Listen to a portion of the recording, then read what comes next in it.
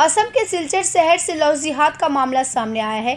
मुमीन उद्दीन एक बांग्लादेशी सिलचर शहर में अवैध रूप में रहता था और काम करता था। उसने 24 वर्षीय हिंदू लड़की को प्यार के जाल में फंसाया।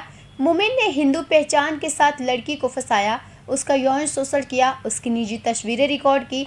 इसके बाद उसने ब्लैकमेल किया। उसकी मां ने आरोप लगाया उसका अपहरण कर लिया गया और उसे त्रिपुरा ले जाया गया।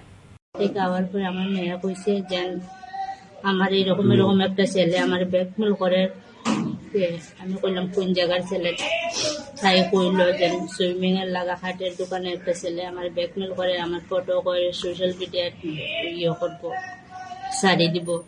তো এরকম এরকম ছেলেটা আমার ধমকি দেয় যে আজকে বারোইতে না, রবিবারে বারোইতে না, সোমবারে তো তোর বন্ধু লয়ে স্কুলে যাইবে বারোইবে, তো তোরে পাইম।